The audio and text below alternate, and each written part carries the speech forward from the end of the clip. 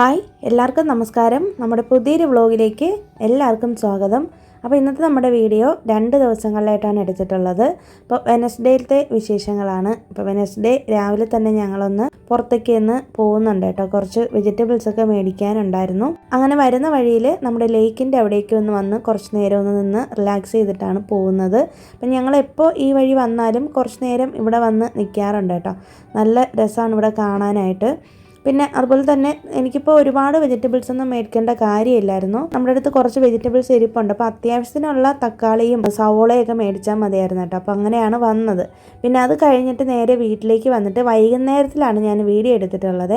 അപ്പോൾ ഒരു 2-3 മണിയൊക്കെ ആയപ്പോഴത്തേക്കും ഞാൻ അപ്പത്തിനുള്ള പച്ചരി വെള്ളത്തിലിട്ടിട്ടുണ്ടായിരുന്നു. അപ്പോൾ ഇന്നത്തെ വീഡിയോയിൽ ഞാൻ അപ്പം ബാറ്ററി തയ്യാറാക്കുന്നതും കൂടി ഒന്ന് കാണിക്കാം. ഞാൻ ഇതിന് മുന്നേയും ഒരു വ്ളോഗിൽ കാണിച്ചിട്ടുള്ളതാണ്. എന്നാലും പുതുതായിട്ട് വന്നിട്ടുള്ള ആരെങ്കിലും ഉണ്ടെങ്കിൽ അവർക്ക് വേണ്ടിയിട്ടാണ് കേട്ടോ ഷെയർ ചെയ്യുന്നത്.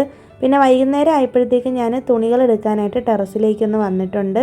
അപ്പോൾ ആമി അവിടെ ചെയ്തുകൊണ്ടിരിക്കുന്നതില്ല. നമ്മുടെ ടെറസിൻ്റെ മേലെ ആണെങ്കിൽ ഇങ്ങനെ ചെടികളൊക്കെ വെച്ചതിൻ്റെ കുറേ വേസ്റ്റും മണ്ണും ഒക്കെ അവിടെ ഇങ്ങനെ കിടപ്പുണ്ടായിരുന്നു കേട്ടോ. അപ്പോൾ അവളിങ്ങനെ ഒരു ചെറിയൊരു നമ്മുടെ ഒരു മോപ്പിൻ്റെ പിടിയുണ്ടല്ലോ, അതിങ്ങനെ ഇളകിപ്പോയി. അപ്പോൾ അത് വെച്ചിട്ട് അവിടെ കുത്തി കളിച്ചുകൊണ്ടിരിക്കുവാണ്. അവൾക്ക് ഭയങ്കര ഇഷ്ടമാണ് കേട്ടോ. പിന്നെ ഞങ്ങൾക്ക് ആകപ്പാടെ ഉള്ളൊരു റിലാക്സേഷൻ എന്ന് പറയുന്നത് ടെറസിലേക്ക് വരുന്നത് തന്നെയാണ്. പിന്നെ വീക്കെൻഡ്സിൽ ഹസ്ബൻഡ് പുറത്തൊക്കെ കൊണ്ടുപോകാറുണ്ട്. ബാക്കിയുള്ള ഡേയ്സിലൊക്കെ ഞങ്ങൾ ടെറസിലേക്ക് വരികയാണ് ചെയ്യുന്നത് കേട്ടോ. ഞാനൊരു ചെയർ കാണിച്ചിട്ടുണ്ടായിരുന്നില്ലേ, അത് നമ്മുടെ ചെറിയ റൂമിൽ മെഷീൻ ഇട്ടേക്കുന്നതിൻ്റെ അവിടെയാണ് ഇട്ടിരുന്നത്. അപ്പോൾ എല്ലാം കൂടി നമ്മുടെ റൂമിൽ വെക്കാനുള്ള സ്ഥലം ഇല്ലാഞ്ഞതുകൊണ്ട് ഞാൻ ഹസ്ബൻഡിനോട് പറഞ്ഞിട്ട് അത് ടെറസിൻ്റെ മേലേക്ക് കൊണ്ടുവച്ചേക്കുന്നതാണ് കേട്ടോ. പിന്നെ നമ്മുടെ ഗാർഡനിൽ കുറേ പുതിയ ചെടികൾ വന്നിട്ടുണ്ട്. ഈ നിത്യകല്യാണി എനിക്ക് ഒരുപാട് ഇഷ്ടമാണ് കേട്ടോ. അപ്പോൾ ഞാനിതിന് മുന്നേയും വെച്ചപ്പോൾ വന്നിട്ടൊന്നും ഇല്ലായിരുന്നു. അപ്പോൾ ഇത്തവണ ഒരുപാട് നമുക്ക് പൂക്കൾ പിടിച്ച് കിട്ടിയിട്ടുണ്ട്. തെറ്റിയൊക്കെ പൂത്ത് വന്നിട്ടുണ്ട്. അതായത് മുട്ടൊക്കെ ഇട്ട് വന്നിട്ടുണ്ട്. ഇനിയിപ്പോൾ അത് വിരിയുമ്പോൾ കാണാനായിട്ട് നല്ല ഭംഗിയായിരിക്കും. ഹസ്ബൻഡിൻ്റെ ഓഫീസിൽ നിന്ന് കിട്ടിയതാണ് കേട്ടോ ആ ഒരു തെറ്റി. പിന്നെ അത് കഴിഞ്ഞിട്ട് താഴേക്ക് വന്നിട്ട് ഞാനൊന്ന് വിളക്ക് വെച്ചിട്ടുണ്ട്. അപ്പോൾ ഓണമൊക്കെ കഴിഞ്ഞതിന് ശേഷം എനിക്ക് വിളക്ക് വയ്ക്കാനായിട്ട് പറ്റിയില്ല. ഒരാഴ്ചയോളം വിളക്കൊന്നും വെച്ചിട്ടുണ്ടായിരുന്നില്ല. അങ്ങനെ കുറേ ദിവസങ്ങൾക്ക് ശേഷം ഇന്നാണ് വീട്ടിൽ വിളക്ക് വയ്ക്കുന്നത് കേട്ടോ. അപ്പോൾ അതിൻ്റേതായ ഒരു സന്തോഷം കൂടിയുണ്ട്. അപ്പോൾ എനിക്ക് പറ്റാത്ത ദിവസങ്ങളിൽ ഹസ്ബൻഡാണ് വിളക്ക് വയ്ക്കാറുള്ളത്.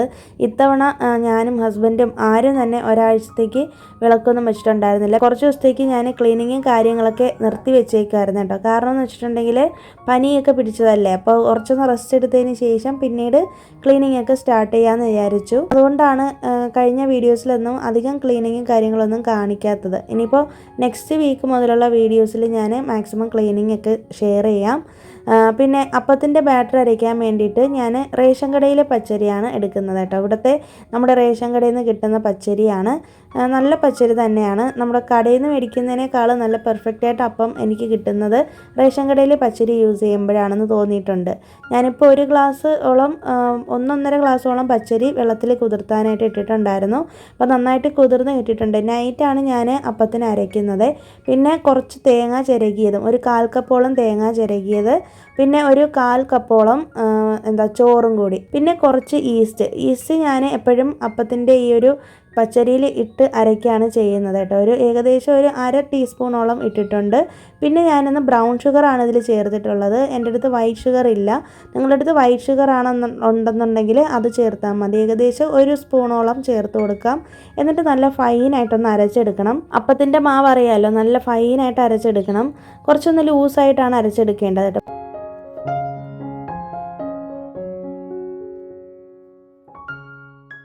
ഞാൻ കുറേ ദിവസമായി കേട്ടോ നമ്മുടെ ഈ ഒരു സ്റ്റൗ ഒന്ന് ക്ലീൻ ചെയ്തിട്ട്. സ്റ്റൗവിൽ ശരിക്കും ഞാൻ പറഞ്ഞല്ലോ, ഞാനിങ്ങനെ എനിക്ക് വയ്യാതാവുന്ന സമയത്ത് ഞാൻ മാക്സിമം റെസ്റ്റ് എടുക്കുകയാണ് ചെയ്യുന്നത്.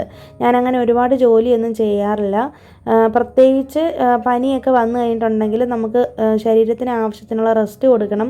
അപ്പോൾ ഒരുപാട് അങ്ങോട്ട് ക്ലീനിങ്ങും കാര്യങ്ങളും ഒന്നും ചെയ്യാറില്ല കേട്ടോ. അപ്പോൾ ഒരാഴ്ചയായിട്ട് നമ്മുടെ സ്റ്റൗ ഒന്നും ക്ലീൻ ചെയ്യുന്നില്ല. അപ്പോൾ അതുകൊണ്ട് തന്നെ അഴുക്കൊക്കെ ഇങ്ങനെ കെട്ടിക്കിടക്കുവാണ് സ്റ്റൗവിന്മേൽ.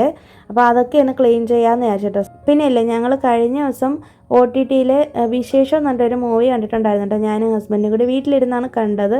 അപ്പോൾ ആ ഒരു മൂവി കണ്ടപ്പോഴത്തേക്ക് എനിക്ക് നല്ല ഇഷ്ടപ്പെട്ട ഒരു മൂവിയാണ് കേട്ടോ. നന്നായിട്ട് ഇഷ്ടപ്പെട്ടു. കാരണം കുറച്ച് മോട്ടിവേഷണൽ സ്റ്റോറിയൊക്കെയാണ് അതിൽ പറയുന്നത്. ഫാമിലിയായിട്ട് കാണാൻ പറ്റിയ നല്ലൊരു മൂവിയാണ്.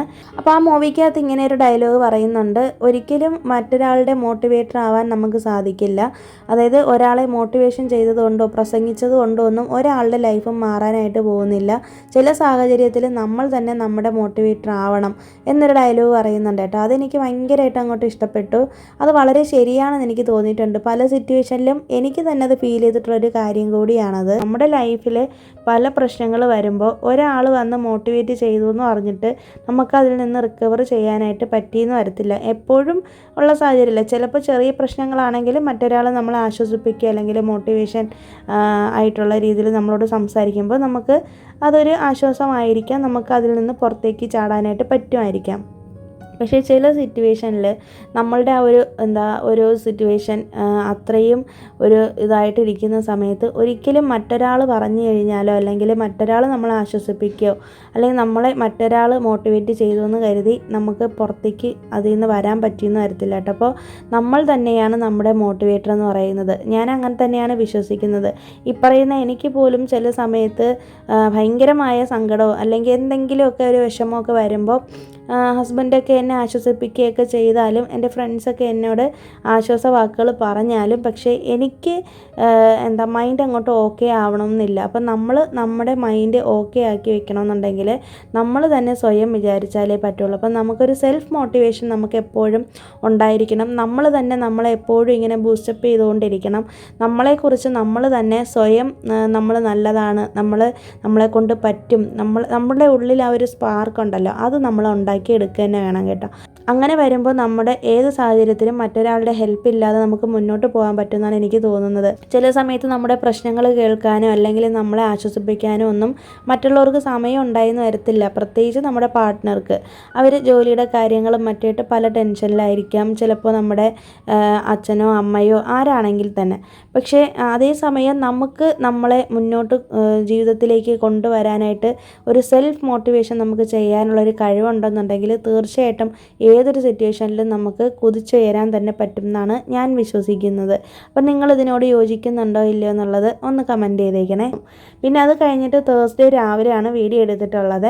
അങ്ങനെ ഞാൻ ടെറസിൽ ആമി സ്കൂളിലൊക്കെ പോയതിന് ശേഷം ടെറസിലേക്ക് വന്നിട്ടുണ്ട്. ഇപ്പോൾ ആമിക്ക് എക്സാം നടക്കുവാണ്. അതുകൊണ്ട് തന്നെ എനിക്ക് വീഡിയോ പ്രോപ്പറായിട്ട് എടുക്കാനും പറ്റുന്നില്ല കേട്ടോ. അപ്പോൾ നെക്സ്റ്റ് വീക്കാണ് അവൾക്ക് എക്സാം കഴിയുള്ളൂ. അതായത് ഇന്നുകൊണ്ട് എക്സാമൊക്കെ തീരും. അത് കഴിഞ്ഞാലാണ് എനിക്ക് വീഡിയോ ഒക്കെ നന്നായിട്ട് എടുക്കാനായിട്ട് പറ്റുള്ളൂ കേട്ടോ. അപ്പോൾ അവളെ പഠിപ്പിക്കുന്നതിൻ്റെ തിരക്കും കാര്യങ്ങളൊക്കെ ഉള്ളതുകൊണ്ടാണ്. എഡിറ്റ് ചെയ്യാനും ഒക്കെ ഉള്ളൊരു ബുദ്ധിമുട്ടുണ്ട്. അതുകൊണ്ടാണ് വീഡിയോയുടെ ലെങ്ത് കുറഞ്ഞു വന്നത്. കഴിഞ്ഞ ദിവസത്തെ വീഡിയോയിൽ 2 പേര് പറഞ്ഞിട്ടുണ്ടായിരുന്നു, രമ്യ എന്ന് പറഞ്ഞിട്ടൊരു കുട്ടി പറഞ്ഞിട്ടുണ്ടായിരുന്നു ഇതുപോലെ വീഡിയോയുടെ ലെങ്ത് വളരെ കുറഞ്ഞു പോയി എന്ന്. അപ്പോൾ ലെങ്ത് കുറയാനുള്ള കാരണം ഇതാണ് കേട്ടോ. അപ്പോൾ പിറ്റേ ദിവസം രാവിലെ ഞാൻ അപ്പത്തിൻ്റെ ഇതൊന്ന് നോക്കിയതാണ്. ബാറ്ററി നന്നായിട്ട് പുളിച്ച് കിട്ടിയിട്ടുണ്ട്. അപ്പോൾ നല്ല അടിപൊളിയായിട്ട് തന്നെ നമ്മുടെ അപ്പമൊക്കെ ശരിയായി വന്നിട്ടുണ്ട് കേട്ടോ. പിന്നെ അത് കഴിഞ്ഞിട്ട് ഞാൻ വന്നിട്ട് വിളക്കൊക്കെ ഒന്ന് വെച്ചിട്ടുണ്ട്. സാധാരണ രാവിലെ എഴുന്നേറ്റാൽ ആദ്യം വിളക്ക് വയ്ക്കുന്നതാണ് പതിവ്. അപ്പോൾ ഇന്നിപ്പോൾ ഞാൻ ആമിക്ക് സ്കൂളിൽ അവളെ പറഞ്ഞു വിട്ടതിന് ശേഷമാണ് വിളക്ക് വെച്ചിട്ടുള്ളത്. വിളക്കൊക്കെ വെച്ചതിന് ശേഷം ഞങ്ങൾ ശരവണ സ്റ്റോറിലേക്കൊന്ന് വന്നിട്ടുണ്ട്. ശരിക്കും ഇങ്ങോട്ട് വന്നതിൻ്റെ കാരണം എന്ന് പറയുന്നത് എനിക്കറിയത്തില്ല, നിങ്ങൾക്ക് അങ്ങനെ തോന്നിയിട്ടുണ്ടോ എന്നറിയത്തില്ല. ആമിക്ക് ഇതിപ്പോൾ സ്കൂൾ ഓപ്പൺ ചെയ്തതിന് ശേഷം 3 വാട്ടർ ബോട്ടിലാണ് മാറ്റിയിട്ടുള്ളത് കേട്ടോ. അപ്പോൾ ഓരോ തവണ നമ്മൾ വാട്ടർ ബോട്ടിൽ എടുക്കുമ്പോഴും അത് ഉപയോഗിച്ച് തുടങ്ങി ഒരു കുറച്ച് ദിവസം കഴിയുമ്പോഴത്തേക്കും ആ ഒരു വാട്ടർ ബോട്ടിൽ നിന്ന് ഒന്നുകിൽ ലീക്കായി തുടങ്ങും. ഈ പ്രാവശ്യം ഞങ്ങൾ സ്കൂൾ തുറന്ന സമയത്ത് അവൾക്ക് മിൽട്ടൻ്റെ ഒരു ഗ്രീൻ കളറിലുള്ള ഒരു വാട്ടർ ബോട്ടിലാണ് എടുത്തിട്ടുണ്ടായിരുന്നത്. അത്യാവശ്യം റേറ്റും ആയിരുന്നു കേട്ടോ. അപ്പോൾ ഇത് ഉപയോഗിച്ച് തുടങ്ങി കുറച്ച് നാൾ കഴിഞ്ഞപ്പോഴത്തേക്ക് അതങ്ങോട്ട് ലീക്കാവാനായിട്ട് തുടങ്ങി. പിന്നെ ഞങ്ങളത് മാറ്റി വാങ്ങിക്കാനൊന്നും നിന്നില്ല കേട്ടോ. ഇവിടെ നിന്ന് കുറച്ച് ദൂരേക്ക് പോയിട്ടാണ് ആ വാട്ടർ ബോട്ടിൽ വാങ്ങിയത്. അതുകൊണ്ട് തന്നെ ഞങ്ങൾ പിന്നീട് അത് മാറ്റിയില്ല. പിന്നെ ഞാനിപ്പോൾ സ്മെല്ല് ചെയ്ത് നോക്കുന്നത് ഇതുപോലത്തെ സ്റ്റീൽ വാട്ടർ ബോട്ടിലിൻ്റെ ഒരു പ്രശ്നമെന്ന് പറയുന്നത് കുറച്ച് നാൾ യൂസ് ചെയ്ത് തുടങ്ങുമ്പോഴത്തേക്കും അത് ഭയങ്കരമായിട്ട് ഒരു അയണിൻ്റെ ഒരു സ്മെല്ല് വന്നു തുടങ്ങും കേട്ടോ. ഒരു സ്റ്റീലിൽ നമ്മൾ ഒരുപാട് ദിവസം വെള്ളം ഉപയോഗിക്കുമ്പോൾ എത്രയൊക്കെ ക്ലീൻ ചെയ്താലും അങ്ങനെ വരാറുണ്ട്. അപ്പോൾ നിങ്ങൾക്ക് അതിനെന്തെങ്കിലും ഒരു സൊല്യൂഷൻ അറിയാമെങ്കിലൊന്ന് പറഞ്ഞു തരണേ. അപ്പോൾ ഞങ്ങൾ സെല്ലയുടെ ഒരു വാട്ടർ ബോട്ടിൽ അവൾക്ക് എടുത്തിട്ടുണ്ട്. അങ്ങനെ അതിന് വേണ്ടിയിട്ടാണ് ഇങ്ങനെ ശരവണ സ്റ്റോറിലേക്ക് വന്നത് കേട്ടോ. പ്ലാസ്റ്റിക്കിൻ്റെ വാട്ടർ ബോട്ടിൽ ഇവരുടെ സ്കൂളിൽ യൂസ് ചെയ്യാനായിട്ട് പാടില്ല, സ്റ്റീലിൽ തന്നെ യൂസ് ചെയ്യണമെന്ന് പറഞ്ഞിട്ടുണ്ട് കേട്ടോ. അതുകൊണ്ടാണ് അങ്ങനെ ഞങ്ങൾ വീട്ടിലേക്ക് വന്നപ്പോഴത്തേനുണ്ട് അടിപൊളി മഴയാണ് കേട്ടോ. അപ്പോൾ ഇവിടെ ഇപ്പോൾ ഉച്ച തിരിഞ്ഞിട്ടാണ് മഴ പെയ്യുന്നത്. നല്ല മഴയാണ്. മഴയെന്ന് പറഞ്ഞിട്ടുണ്ടെങ്കിൽ ഇവിടെ മഴ തുടങ്ങിയാൽ പിന്നെ നിൽക്കാനായിട്ട് ഭയങ്കര പാടാണ് കേട്ടോ. അപ്പോൾ കുറച്ച് ദിവസത്തെ ഒരു വെയിലും കാര്യങ്ങളൊക്കെ മാറി ഇപ്പോൾ നല്ല ക്ലൈമറ്റാണ്. ഉച്ചയ്ക്ക് ശേഷമാണ് ഇപ്പോൾ മഴ പെയ്യുന്നത്.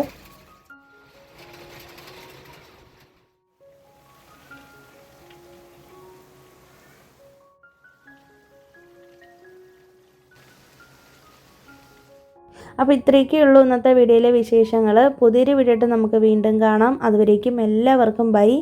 Thanks for watching.